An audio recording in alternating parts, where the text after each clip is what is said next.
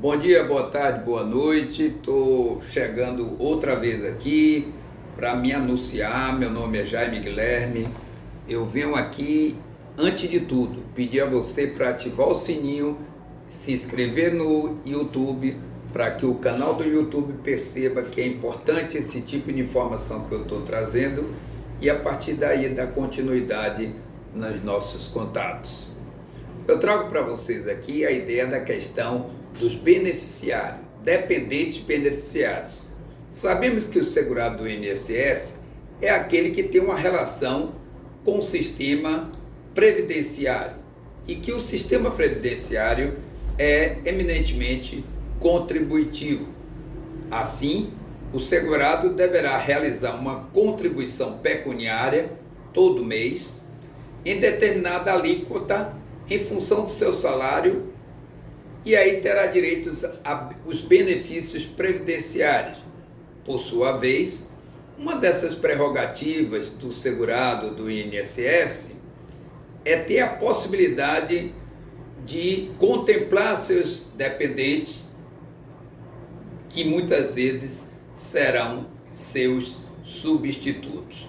Obviamente, a contribuição que o segurado irá dispor depende da sua condição, como nós falamos, tendo em vista como ele estará vinculado à autarquia previdenciária e, consequentemente, ao sistema previdenciário no Brasil. Nós sabemos que existe a figura do contribuinte empregado, aquele que tem uma relação com o setor urbano no regime geral da Previdência Social. Sabemos que temos o empregado oriundo da zona rural, aquele que tem uma relação de emprego em uma atividade eminentemente rural, aquele contribuinte individual que faz o seu mister de forma pessoal e direta, o contribuinte facultativo, aquele que não tem obrigatoriedade de contribuir com a Previdência, mas faz, e aí tem alguns benefícios. O contribuinte facultativo, normalmente a dona de casa, o estudante.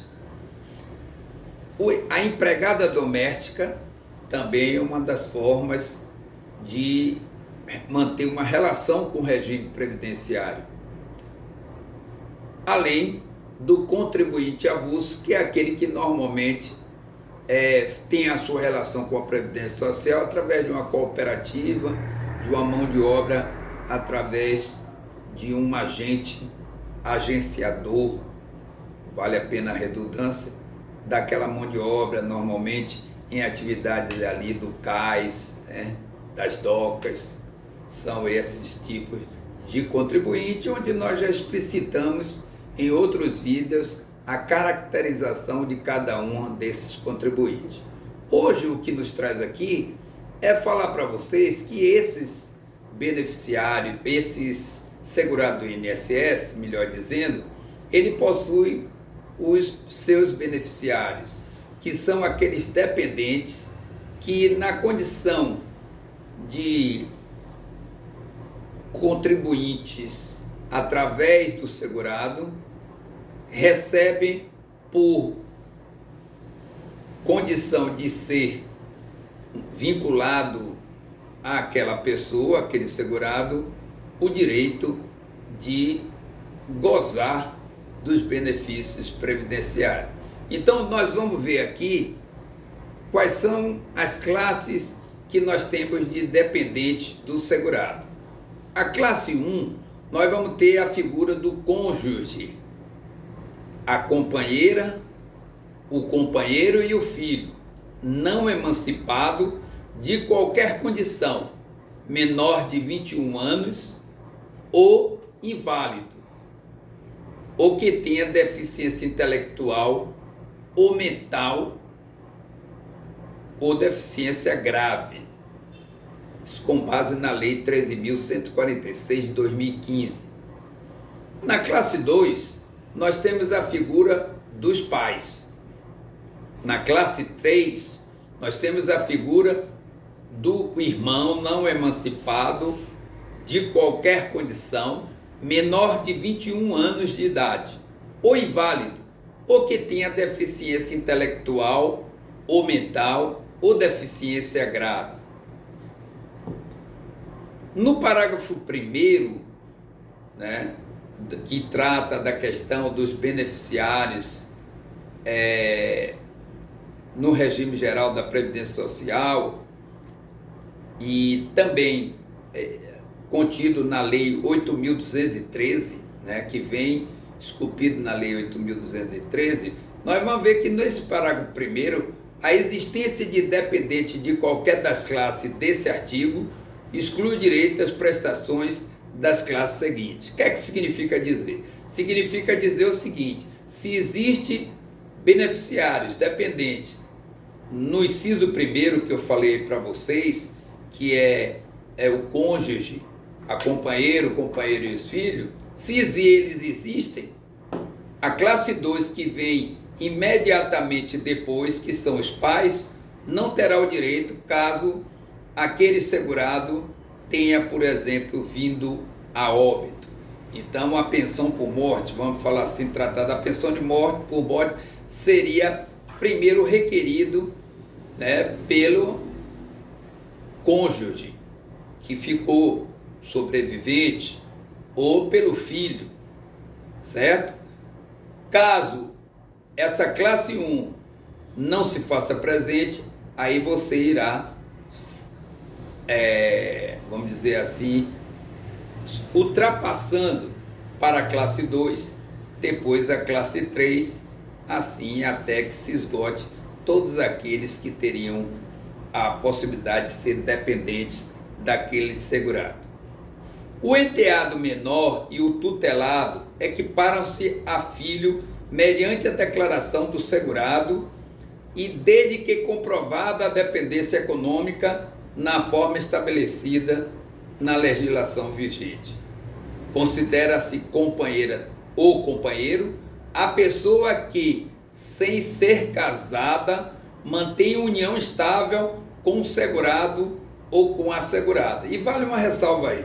Muitas vezes, quando a gente fala que considera-se lá na classe 1 o cônjuge, que é aquela pessoa que tem a certidão de casamento, ou companheira ou companheira, quando se fala ali companheiro ou companheira, o que se quer dizer é aquele que tem uma união estável declarada, tá certo?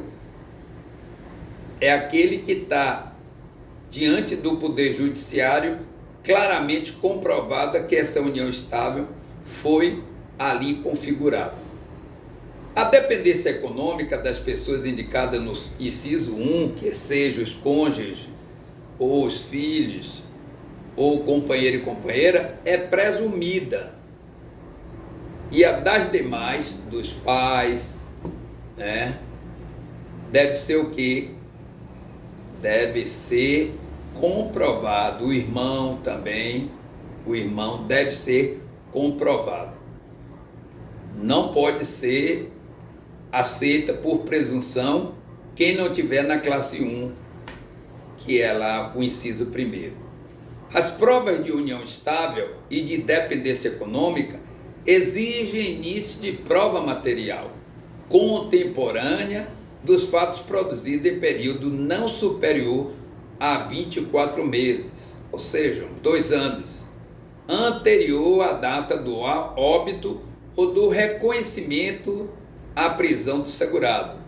Não admitida a prova exclusivamente testemunhal, será necessário você trazer provas outras que não apenas testemunham, mas também fotos, documentos, comprovantes outros, exceto na ocorrência de motivo de força maior ou caso fortuito, conforme o disposto no regulamento.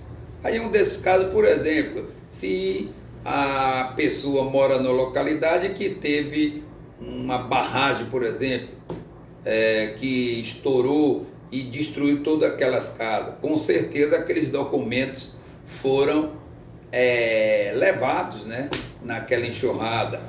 E aí é um caso público que houve esse tipo de, de força maior, né?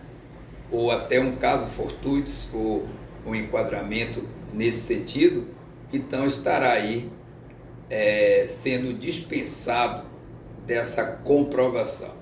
Na hipótese da alínea C do inciso 5 do parágrafo 2º do artigo 77 desta lei, a par da exigência do parágrafo 5º deste artigo, deverá ser apresentada ainda início da prova material que comprove a união estável por pelo menos 2 anos de óbito do segurado. É o caso daquela pessoa que quer requerer a pensão por morte, ela terá necessariamente que comprovar essa convivência dessa união estável pelo menos de 2 anos.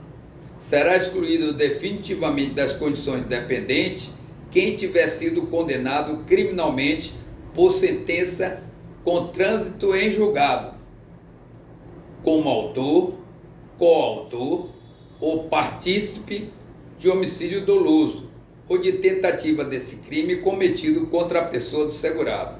Obviamente que é a mesma coisa da herança, né? Da herança, a pessoa que concorreu para aquele crime contra o segurado, lá semelhantemente à herança, né? Será alijado do processo, tá certo? Vamos chegar a essa conclusão com análise, né, dos documentos e de todo tipo de literatura que nós temos em relação a quem tem direito ou não, no caso de segurado vir a óbito ou mesmo uma prisão, dependendo do benefício que a pessoa venha requerer, se essa pessoa terá direito ou não àquele benefício. Aí, em linhas gerais, eu trouxe para vocês essa exposição e logo mais, em outro vídeo, nós teremos mais detalhado cada situação que acabo de expor nesse vídeo. Muito obrigado, boa tarde, boa noite, bom dia e estaremos aí de volta tão logo tenhamos um outro assunto para conversar com vocês.